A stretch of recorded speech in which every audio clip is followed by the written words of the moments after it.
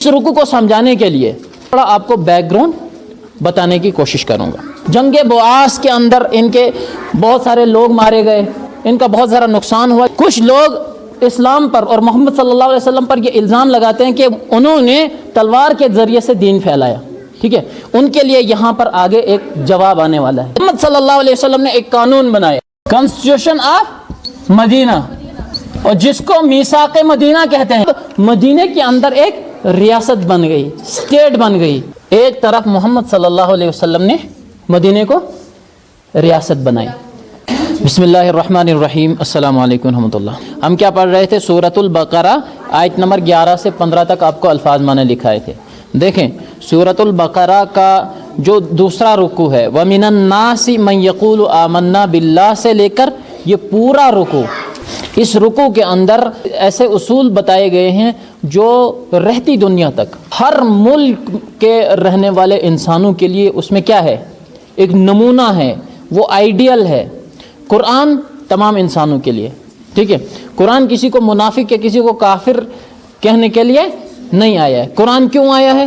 جو روحانی بیماریاں ہوتی ہیں، نفاق کی، حسد کی، دوسری بہت ساری بیماریاں، ان کو ختم کرنے کے لیے۔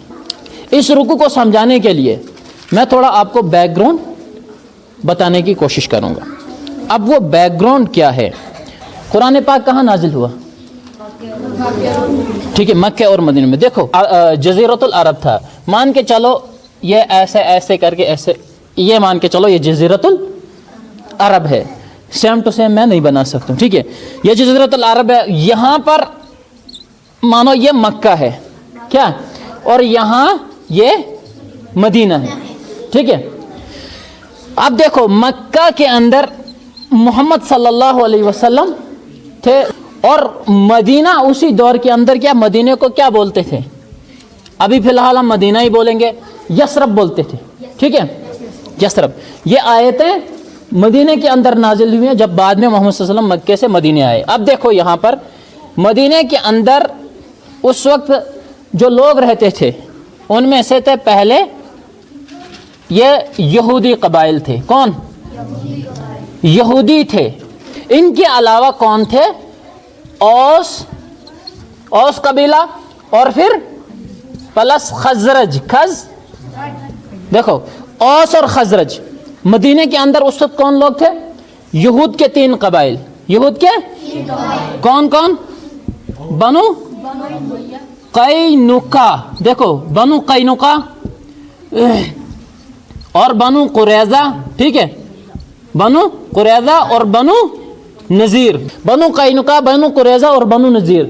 مدینہ کے اندر اس وقت یہ 3 قبیلے یہودیوں کے تھے، اور پھر عرب کے جو لوگ تھے وہ اوس اور خزرج تھے، ٹھیک ہے۔ اب یہ لوگ کیا کرتے تھے؟ دیکھو یہ جو یہودی تھے، یہ کچھ لوگ اوس کے پاس جاتے تھے، قبیلے اوس والوں کے پاس، اور کچھ لوگ یہاں سے خزرج والوں کے پاس کرتے کیا تھے؟ ان دونوں کو لڑاتے تھے آپس میں، ٹھیک ہے۔ انہوں نے ان کے درمیان اتنی لڑائیاں پیدا کی، کیا انہوں نے اتنی لڑائیاں لڑی جہاں ہزاروں لوگوں کی جانیں گئی، کیا بہت زیادہ نقصان ہوا۔ اور جس وقت محمد صلی اللہ علیہ وسلم مکے کے اندر تھے اور آپ صلی اللہ علیہ وسلم کے نبوت کے اعلان کو تقریباً 10 11 12 سال ہو گئے تھے، اس وقت ان کی حالت کیا تھی؟ یہ ایک دوسرے کو کاٹ کھانے کو دوڑتے تھے، ہاں، ایک دوسرے کی نفرت دل میں بھری ہوئی تھی۔ اور اس وقت ان کے درمیان جو آخری جنگ ہوئی تھی تازہ وہ کیا تھی؟ کون سی جنگ؟ جنگ بعاث۔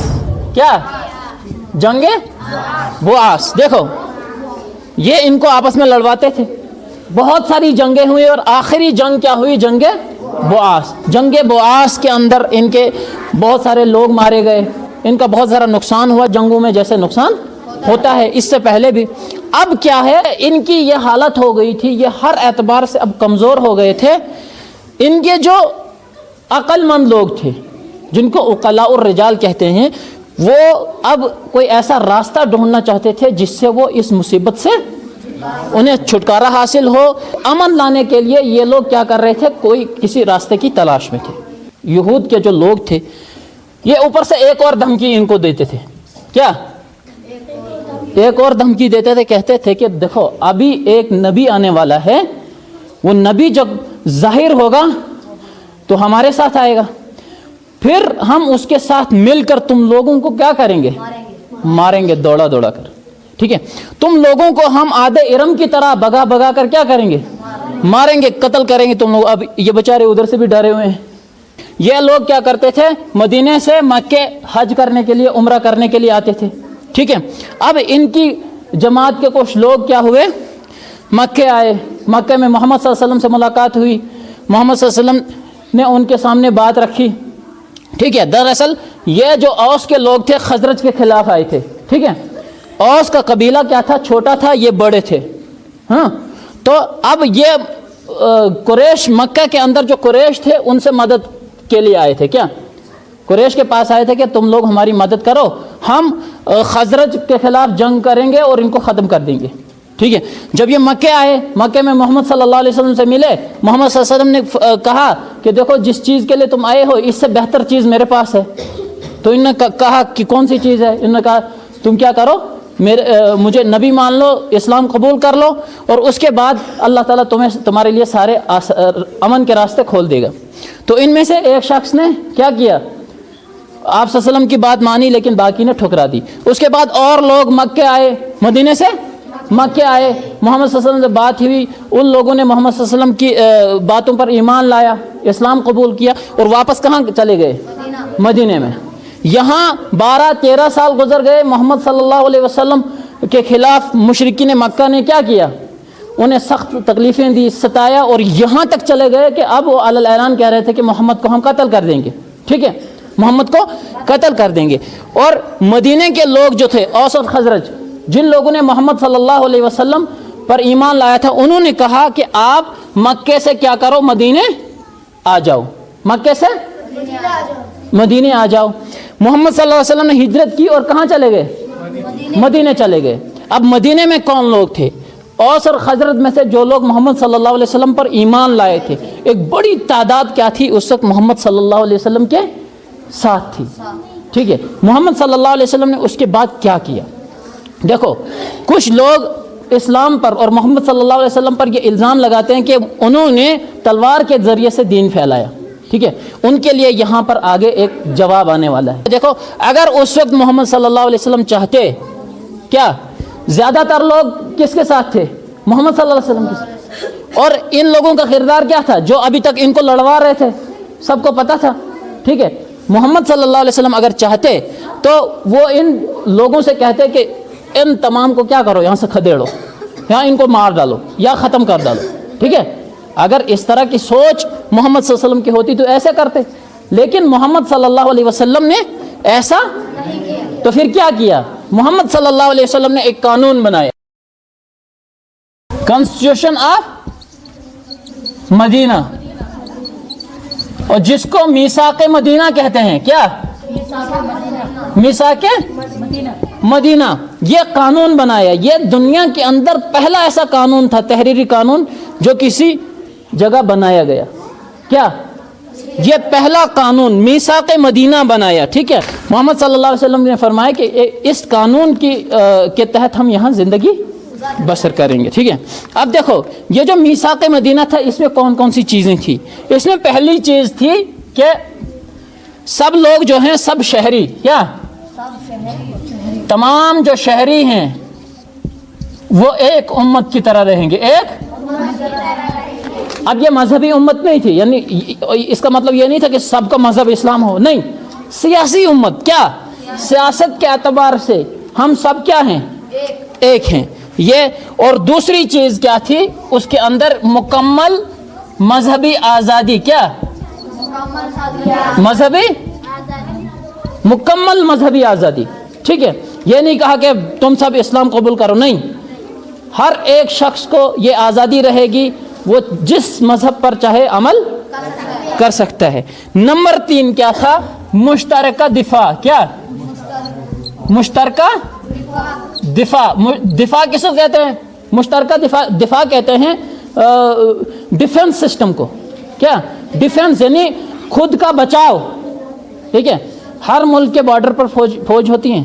ہاں, بارڈر پر فوج ہوتی ہے, وہ کیا کرتی ہے, اپنے ملک کی دفاع کرتی ہے. ہاں, اس وقت کیا لوگ دفاع کرتے تھے, सब सिविल और बड़े छोटे सब मिलकर क्या करते थे, अपने अपने इलाकों का दिफा करते थे।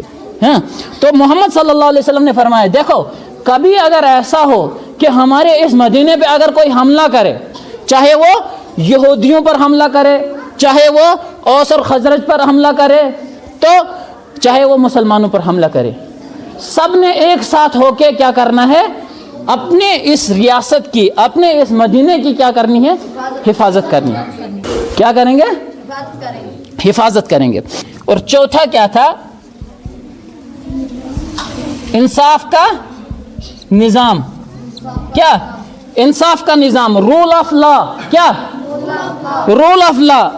मोहम्मद सल्लल्लाहु अलैहि वसल्लम ने फरमाया कि देखो जो भी हम काम करेंगे, जो ये हमारी स्टेट चलेगी, ये क्या होगी? रूल ऑफ लॉ के तहत होगी। ये नहीं कि किसी इंसान की मंशा के मुताबिक ये चलेगी, नहीं, रूल ऑफ लॉ रहेगा, सबसे ऊपर कानून रहेगा। ठीक है। तो उसके बाद पांचवी चीज क्या थी? क़ियादत और फैसले का जो मरकज है, मोहम्मद सल्लल्लाहु अलैहि वसल्लम रहेंगे। क्या? मोहम्मद रसूलुल्लाह सल्लल्लाहु अलैहि वसल्लम रहेंगे। देखो पांचवी जो शर्त थी कि कोई भी झगड़ा होता है, हाँ, आखिरी फैसला या फिर कोई भी फैसला लेना हो अपनी रियासत में, सबसे आखिरी फैसला जो होगा मोहम्मद सल्लल्लाहु अलैहि वसल्लम का होगा। ठीक है, सबसे आखिरी फैसला मोहम्मद सल्लल्लाहु अलैहि वसल्लम। जब ये कानून बनाया गया, उसके बाद मोहम्मद सल्लल्लाहु अलैहि वसल्लम की हैसियत इस रियासत के सरबराह की तरह थी। क्या? रियासत के सरबराह, रियासत के जिम्मेदार की हैसियत से। तो यहाँ आखिरी फैसला किसका था? मोहम्मद सल्लल्लाहु अलैहि वसल्लम। अब मदीने के अंदर एक रियासत बन गई, स्टेट बन गई। एक तरफ मोहम्मद सल्लल्लाहु अलैहि वसल्लम ने मदीने को रियासत बनाई, और दूसरी तरफ जब मक्के से मोहम्मद सल्लल्लाहु अलैहि वसल्लम मदीना गए, देखो मिसाल देखो कौन सी कायम की। जो ये औस और खजरज के लोग थे ना, औस और खजरज के लोग, इनके दरमियान आप सल्लल्लाहु अलैहि वसल्लम ने मुआखात कराई। मुआखात किसको कहते हैं? आपस में एक दूसरे को भाई भाई बना देना। ठीक है। अब क्या हुआ, जो मक्के से जो मोहम्मद सल्लल्लाहु अलैहि वसल्लम के साथ आए थे ना, उनको क्या कहा गया? मुहाजिर। क्या? मुहाजिर कहा गया उनको।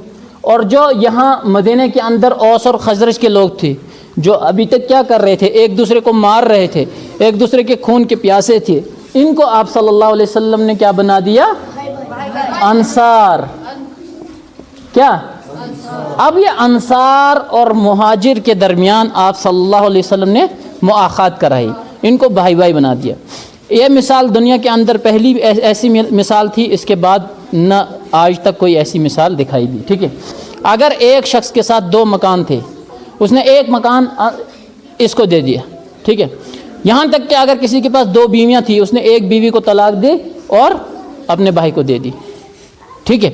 तो इसका मतलब क्या है कि अगर किसी के पास मान के चलो 1000 रुपया था, 50-50 करके, आधा आपका आधा मेरा, तो यहाँ तक वो लोग तैयार हो गए।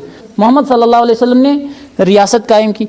उसके बाद क्या हुआ, उस रियासत के अंदर कुछ लोग थे जो कि हर रियासत और हर स्टेट और हर मुल्क के अंदर होते हैं, उनकी कमज़ोरियों को अल्लाह ताला ने जाहिर किया है। ठीक है।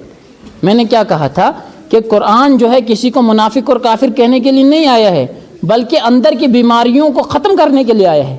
वो जो बीमारियां हैं, उन बीमारियों की तशखीस, डायग्नोस आप सल्लल्लाहु अलैहि अल्लाह ने इन आयतों में किया है। देखो जो मुनाफिकीन हैं, उनकी जो अलामतें हैं इस रुकू में बयान की गई हैं। मुनाफिकीन की अलामत, पहली अलामत क्या है? ज़बान पर कुछ, दिल में कुछ और।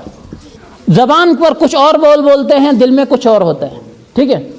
ज़बान पर कहेंगे कि हम कानून के पासदार हैं, हम कानून की हिफाजत करते हैं, हम कानून पर चलेंगे और चलते हैं, लेकिन दिल में ऐसा नहीं होगा। दूसरी निशानी जो इनकी होती है वो धोखा देने की आदत। क्या? धोखा